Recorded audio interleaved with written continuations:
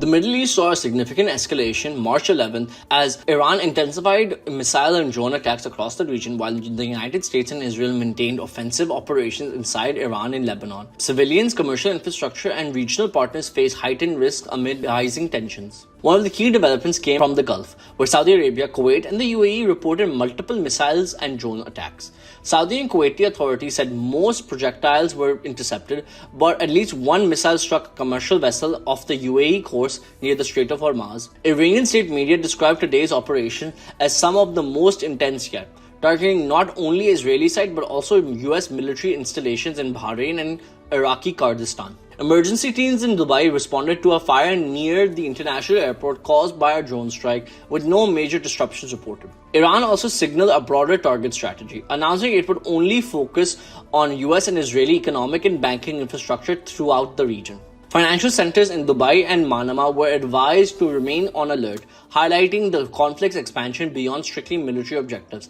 Analysts say this step is aimed at pressuring economic and strategic targets to strengthen Tehran's bargaining position. Meanwhile, the US and Israel continued military operations. US forces destroyed Iranian mine-laying vessels in the Strait of Hormuz to protect international shipping lanes.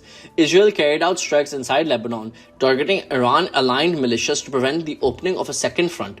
Israeli authorities noted that despite sustained attacks, there is no certainty that the Iran government will collapse, suggesting the conflict could become more prolonged. The civilian toll also rose today. Reports indicate that at least 6 Palestinians were killed in settler attacks in the West Bank, with rights groups linking the increase to Israel's focus on the wider conflict.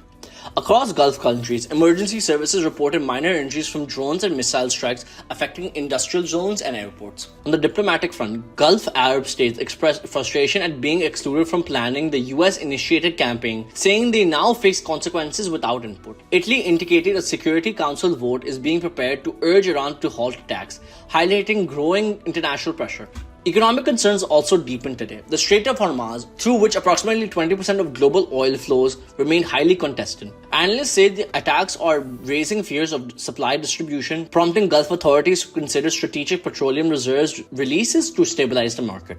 Commercial shipping is also under high alert, and insurance costs for vessels in the region are sharply increasing. Thousands of foreign nationals and local civilians reportedly evacuated areas under threat in the UAE, Iraq, and other Gulf states. Governments have deployed emergency personnel and medical teams to respond to missile and drone strikes, while regional authorities continue coordinating with international partners to manage the crisis. Iran has expanded both military and economic targeting. US and Israeli strikes continue, Gulf states are growing under pressure, and global energy flows remain at risk. Regional diplomacy and humanitarian efforts are ongoing, but the situation remains volatile, with the potential of further escalation.